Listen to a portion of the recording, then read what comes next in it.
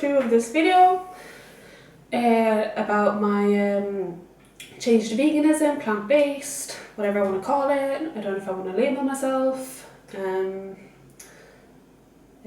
filming this video right after the first one, hence why I look the same. Hopefully my battery will last.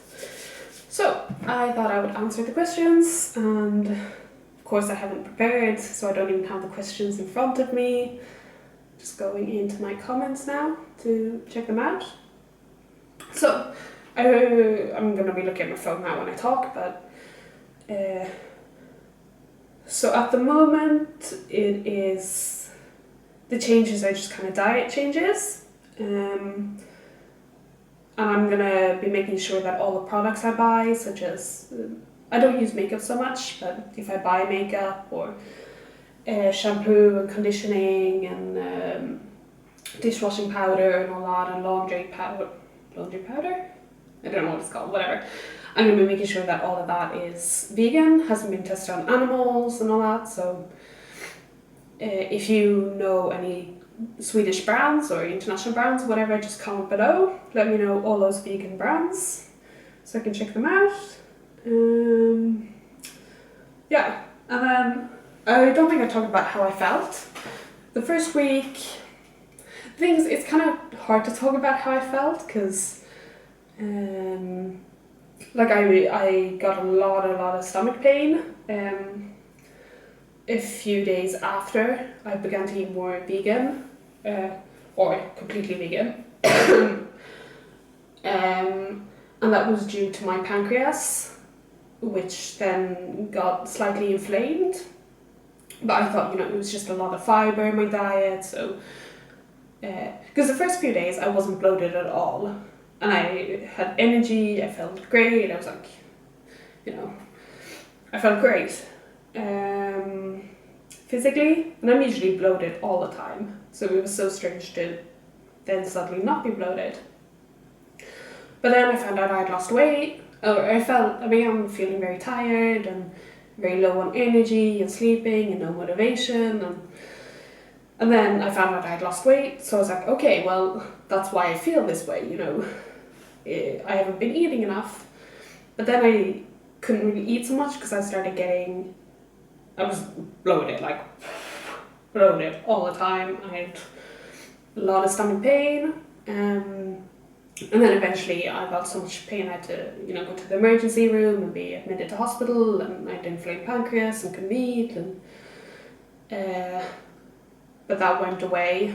It was like a small inflammation, so it helped that I didn't eat so much those days before, and then I was attached to a IV, so I wasn't allowed to eat or drink or anything, so that helped the inflammation go away.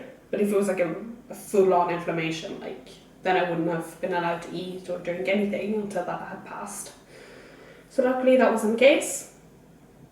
But then, talking about how I felt, it's kind of hard because was it diet related? Did I feel that way because of weight loss, or, yeah. So it's kind of hard to talk about that. So I'll take the second question about intuitive eating, whether the vegan lifestyle has now made do I think more about food now, and can I eat intuitive this way?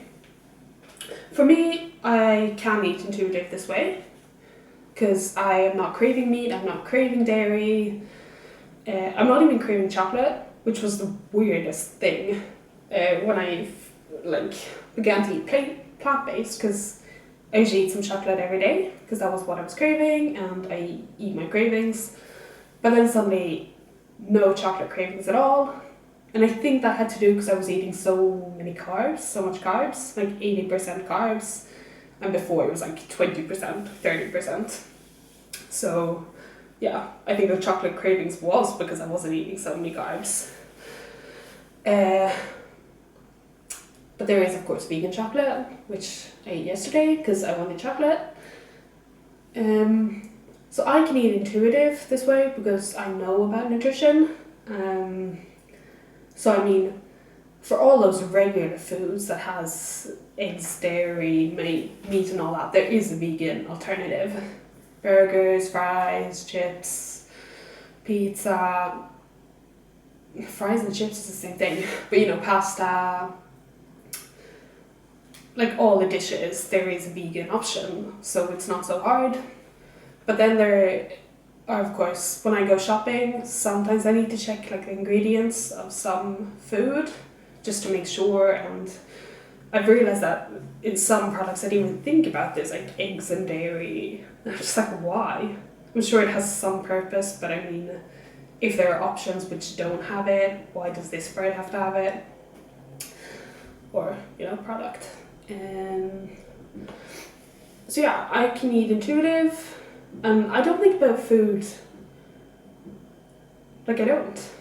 I eat when I'm hungry, and I have like my fridge and my cabinets filled with vegan food, which is always ready, and I do meal prep, so I make lots of potatoes, lots of lentils, lots of bean burgers and all that, and if I am out and I'm hungry, I know I can just get some fruit or some nuts, or there's small like oat milk drinks and rice cakes, dried fruit, there's vegan ice cream, chips, popcorn, all that.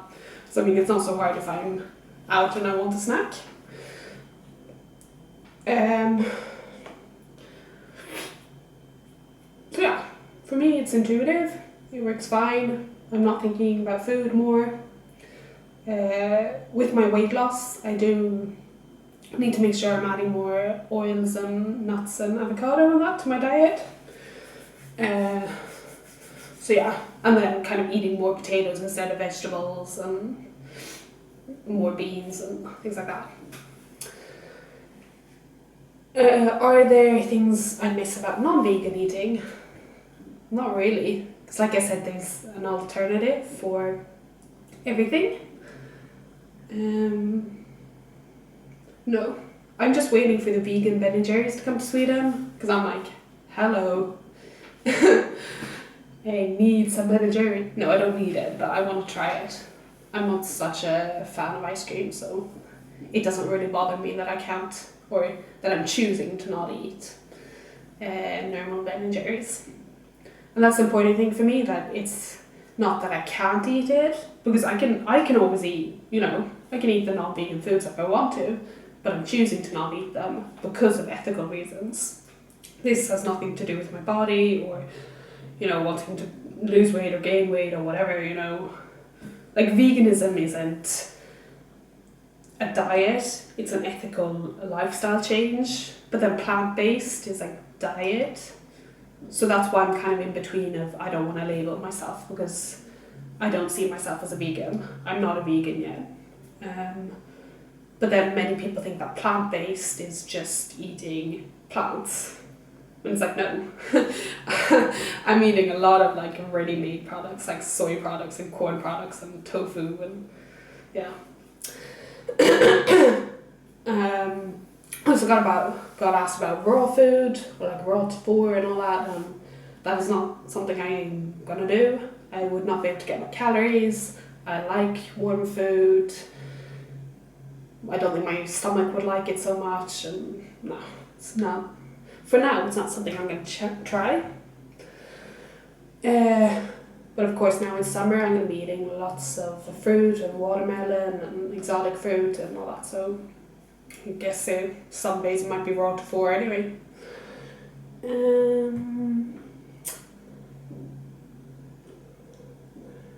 What was it that made me change? I talked about it in the previous video, I got kind of disgusted of like dairy and meat products. Yeah, the hardest thing for me is that there's some products that you don't even think there's like dairy or eggs in it.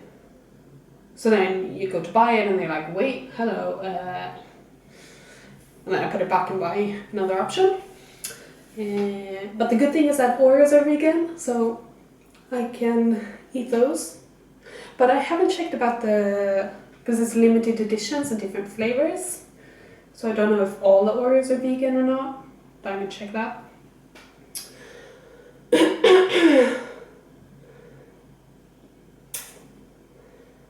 How do I get enough protein? Do I use protein powders? I get enough. I don't track what I eat, so I have no idea how much I'm eating of each macronutrient. But I get protein through lentils, beans, potatoes, corn products, or vegan corn products, soy products, tofu. I use oat milk and soy milk. Yeah, and now I've nuts and seeds as well, of course, and nut butters that has protein, and oatmeal has some protein. The thing, like I mentioned in the previous video, is that it's not absorbed as well. So, of course, it's fully possible if you're strength training and to be vegan and get enough protein. So that's not a problem. But then you might want to track just to see if you are getting enough protein. Maybe like 1 gram per kilo. Like, that's the thing, because it's recommended 1.2 to 1.5 gram protein per kilo body weight if you're like strength training. But then because vegan protein sources aren't absorbed as well, I don't know if you should aim to be higher, but then that also means eating a lot more volume and a lot more food. I don't know. Like leafy green vegetables and spinach and all that has protein and lots of vitamins and iron and all that, so. And then protein powders, no. Like all my whey and casein protein powder was almost gone the weeks before. So yeah, there was like 1 deciliter, 2 deciliter, which I used like the weekend before I fully changed. So I don't use those, but I've bought some hemp protein powder. I'm gonna give that a try, and spirulina as well, which has protein. And then I'm gonna try different vegan protein powders and see, if it helps, if I want to use it or not. Would I recommend for those who want to lose weight in a healthy way and follow a vegan diet? Like I said, veganism isn't a diet, it would be plant-based. And then going plant-based doesn't necessarily mean you lose weight. That's what many think. Many can actually gain weight. Because, usually it's said that eat plant-based and vegan and you can eat as much as you want, but it's still calories in versus calories out. Like it's just that vegan food has a lot of fiber, so then that can make that not all the energy is absorbed. That's why it can be easier to lose weight, as well as then suddenly you might not be, wow, I'm sitting, like, like suddenly you begin to spend more time preparing food, making more like wholesome food instead of just packaged food. But veganism doesn't necessarily mean healthier. You can still eat pasta and vegan cheese, or vegan hamburgers, vegan pizza, nuts, popcorn, chips, chocolate, all that. So it doesn't mean you're eating healthier just because you're eating vegan or plant-based or whatever you call it. Would I recommend it? Yeah, I would recommend it for the planet and for the animals' sake. That's why I would recommend it, as well as it. Like, I feel great eating this way. I feel mentally more energy. I don't feel as hungry all the time. I feel energetic and strong, and yeah, so I feel great eating this way. But everyone is different. Well, of course, I would recommend that everyone goes vegan if they can. But that brings me to veganism in recovery. And I wouldn't recommend veganism in recovery. I've written about that before. And like, I don't find veganism restrictive, but if I had eaten vegan when I was recovering, I wouldn't have eaten potatoes, I wouldn't have eaten pasta, I wouldn't have eaten rice, I wouldn't have eaten lentils, or like Oreos or vegan ice cream or soy milk or oat milk or oatmeal, I would have eaten fruit and vegetables. And then barely that because I was so scared of carbs. So yeah, I would not have been able to go vegan in recovery. It would have just been too restrictive. So I mean, there are many online who say that veganism helped them recover, and I mean, sure, that might be the case, but for many, they also use it as an excuse to not eat their fear foods. So it's about being honest about yourself. Is it just a change so you can eat fruit and vegetables and not eat anything else? Or is it for the sake of the planet, for the sake of animals, for ethical reasons and all that? So being honest about why you eat the way you do, which is most important, and that is something which I'm always honest to myself about why I eat the way I do. Such as before, when I eat so much quark and cottage cheese and all that, I wanted the protein. I was trying to build muscle, I wanted protein. And I was honest about that to myself. I knew that like 60%, 50% of my diet was protein because I thought I needed that much. So anyway, everyone has their opinion about veganism. Some would say everyone goes vegan, doesn't matter if you have an eating disorder or recover or whatever. But that's not my opinion. I think that in recovery, even if you were vegan before, just be honest about, do you want some milk now? Do you want a normal ice cream? Do you want to eat fish or meat or whatever? Then eat it. And then later on, when you feel healthier mentally and physically, you can make the choice to eat more plant-based.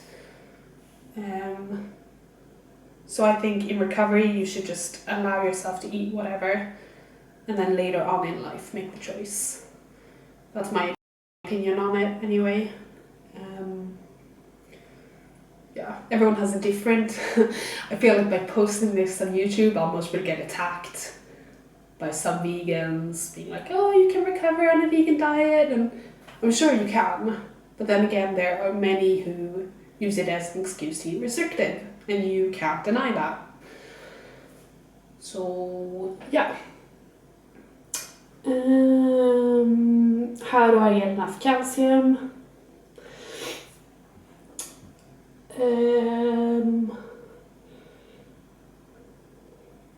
Yeah, I think that's the last question, so I'll just answer that quickly before I end this video. I don't know how long it is. I don't track what I eat or my vitamins or that. I should, for a week, just to see if I'm eating enough. I get calcium through, I drink soy milk and oat milk, which has extra D vitamin and iron and calcium. Oat milk and soy milk, and then vegetables has a lot of calcium. Wait, I found a picture here. I should know these off by heart because I'm studying nutrition, but so sweet potatoes, almonds, quinoa, chickpeas, soybeans, white beans, spinach, tofu, tahini, chia seeds. Yeah, chia seeds. I've bought a packet of those now. They have a lot of calcium and omega-3 and omega-6, I think, which is good on my vegan diet to get those. Nuts and all that. So they're vegan calcium sources. And then there was a comment saying that calcium sources in dairy aren't so good, which is true because you can overdose on calcium. And say if I was eating maybe a kilo quark per day, 500 gram cottage cheese, things like that. And I mean, so much calcium isn't really necessary either. It becomes almost too much, which can then have a negative effect. So yeah, I can leave some links or whatever, or make a post about veganism and resources and things like that if you want. Yeah, so I'm gonna end this here. My huge coffee cup. Apparently this is 5 normal cups. my one coffee cup of the day, which is now gone cold. I think I answered what I was going to answer, said what I was going to say. Hopefully you can hear me, hopefully you can see me, hopefully this is viewable. And I haven't said the whole time. Hopefully my camera battery hasn't died. And ending this here. Comment on my blog, because I don't read YouTube comments. If you have any questions, and yes.